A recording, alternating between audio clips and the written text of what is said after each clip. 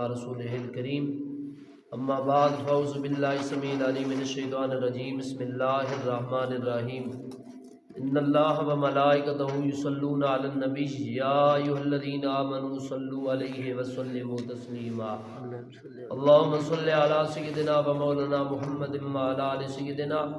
وازواج سیدنا وصحاب سیدنا و مولانا محمد مبارک وسلم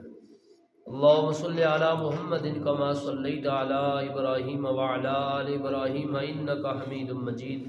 اللہم بارک علی محمد وعلی آل محمد کما بارکت علی ابراہیم وعلی آل ابراہیم انکا حمید مجید۔ اللہ رب العالمین کی حمد و ثنا کے بعد نبی دو عالم فخر مجسم شفیع معظم جناب محمد مصطفیٰ احمد مجتبیٰ صلی اللہ تعالی علیہ وآلہ وسلم کی ذات گرامی کے اوپر ہدیہ درود شریف کا نذرانہ پیش کرنے کے بعد مسجد کے حوالے سے بیان جو ہے وہ آپ لوگ سماعت فرما رہے ہیں۔ جیسا کہ آپ لوگوں نے یہ سماعت کیا کہ جو بندہ اللہ تعالیٰ کی رضا کے لیے، رب تعالیٰ کی خوشنودی حاصل کرنے کے لیے دنیا کے اندر مسجد بنائے گا، رب تعالیٰ اس کا گھر جنت کے اندر بنا دے گا۔ اور جو لوگ اللہ رب العالمین کے گھر کے اندر آتے ہیں ان کے لیے کچھ ادب و آداب ہیں۔ رب العالمین کے گھر کے اندر جب بندہ آئے تو دو چیزوں سے منع کیا گیا کہ یہ دو چیزیں کھا کر مسجد کے اندر نہ آئے۔ حضرت معاویہ بن قرہ رضی اللہ تعالی عنہ اپنے باپ سے روایت کرتے ہیں کہ رسول اللہ صلی اللہ علیہ وآلہ وسلم نے فرمایا ان دو سبزیوں کے کھانے سے منع فرمایا، یعنی پیاز اور لہسن، یعنی تھوم اور پیاز، دو چیزوں سے منع فرمایا۔ فرمایا کہ انہیں کھا کر کوئی شخص ہماری مسجدوں کے قریب ہرگز نہ آئے، اور فرمایا کہ اگر کھانا ہی چاہتے ہو تو ان کو پکا کر ان کی بو کو ختم کر لیا کرو۔ یعنی حضور صلی اللہ علیہ وآلہ وسلم نے فرمایا کہ دو سبزیاں کھا کر، کچی کھا کر، یعنی پیاز اس کے اندر بو ہوتی ہے، اور لہسن یعنی جس کو ہم اپنی زبان کے اندر تھوم کہتے ہیں، یہ دو چیزیں کچی کھا کر مسجد کے اندر نہیں آنا، کیونکہ اللہ رب العالمین کے فرشتوں کو ایذا ہوتی ہے۔ جب بندہ نماز پڑھتا ہے نا تو فرشتے جو ہے نا اس بندے نمازی کے منہ کے اوپر جو ہے وہ اپنا منہ رکھتے ہیں، جو کچھ بندے کے لفظ نکلتے ہیں فرشتے اپنے منہ کے اندر لے لیتے ہیں، اور جب یہ چیزیں کھا کر ہم مسجد کے اندر آئیں گے تو ظاہری بات ہے بو آئے گی تو فرشتے ہم سے دور ہو جائیں گے، تو اس لیے ہمیں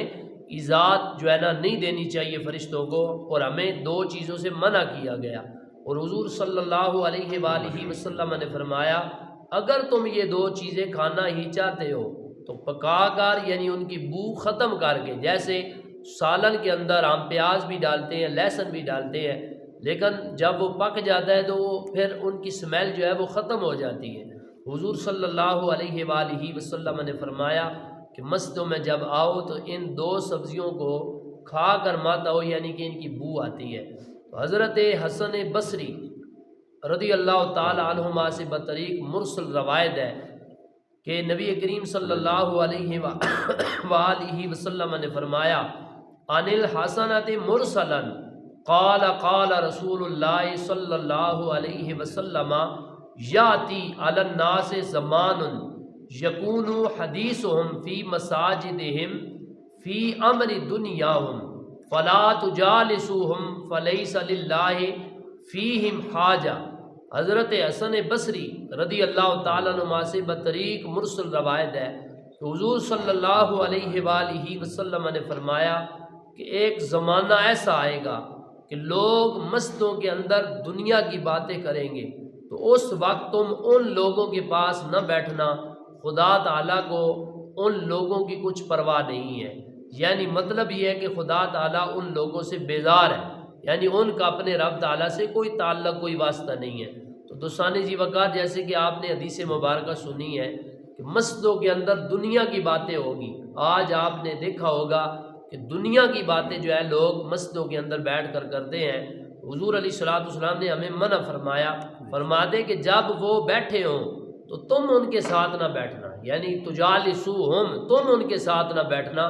دنیاوی کوئی بات ایسی نہ کرنا، کیونکہ اللہ رب العالمین کا گھر دنیاوی باتوں کے لیے نہیں ہوتا، دنیاوی اعلانات کے لیے نہیں ہوتا،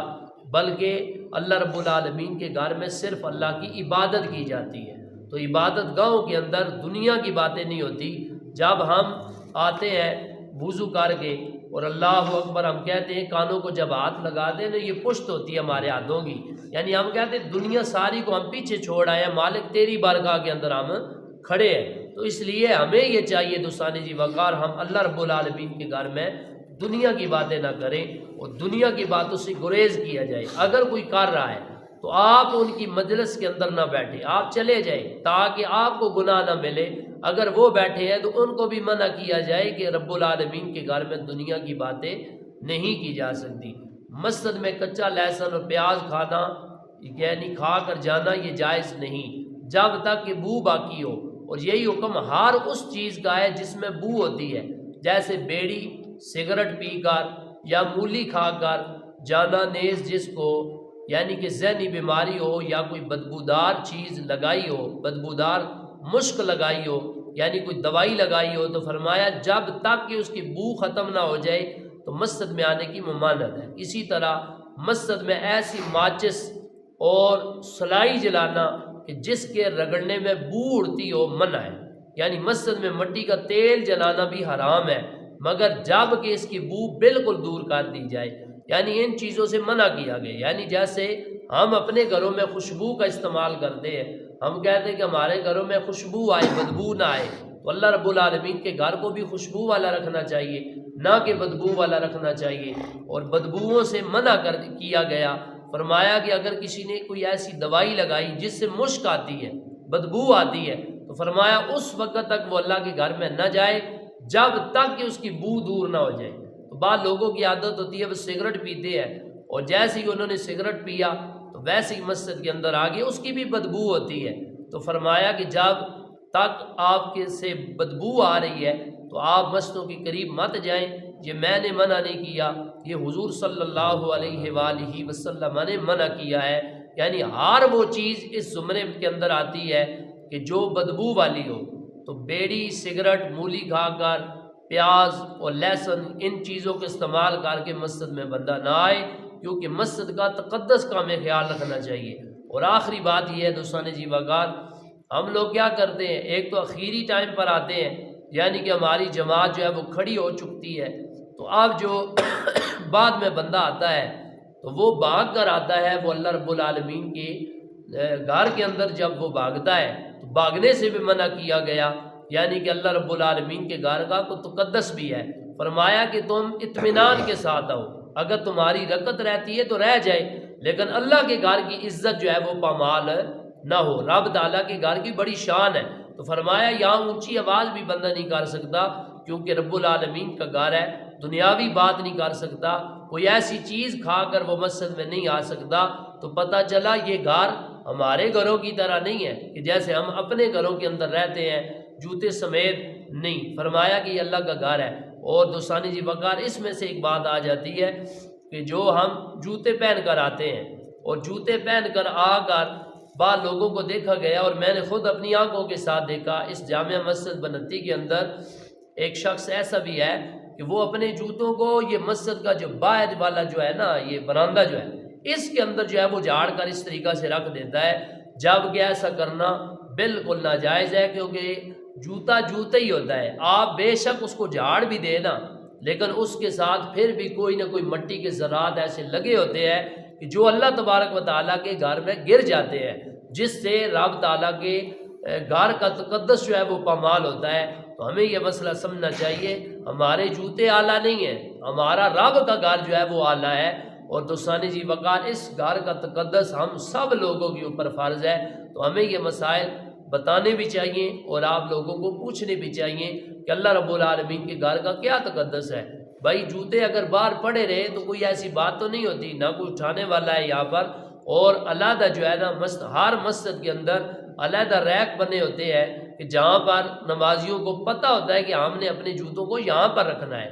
نہ کہ مسجد کی حدود کے اندر۔ بعض لوگ ایسے بھی ہوتے ہیں وہ مسجد کی دریوں کے اوپر جو ہے اپنے جوتوں کو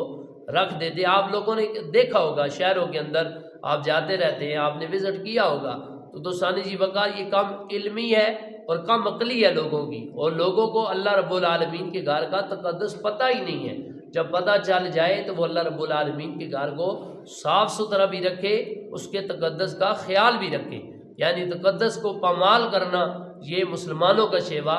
نہیں ہے، اور ہمیں چاہیے کہ ہم اپنی عبادت گاہ جس میں ہم نماز پڑھتے ہیں اس کو صاف ستھرا رکھیں، اس کے اندر گندگی نہ ہو، اس کے اندر غلاظت نہ ہو، اس کے اندر بدبو دار کوئی چیز ایسی لگا کر ہم نہ آئیں جس سے اللہ تبارک و تعالیٰ اور اللہ تبارک و تعالیٰ کے محبوب اور اس کے فرشتے ناراض نہ ہو جائیں۔ تو دوستان جی وقار آج کے درس و بیان میں جو کچھ ہم نے سنا ہے، اللہ تبارک و تعالیٰ کی برگاہ میں دعا ہے خالق کائنات مالک کائنات ہم سب کو اس پر عمل کی توفیق عطا فرمائے۔ وما توفیق الا باللہ۔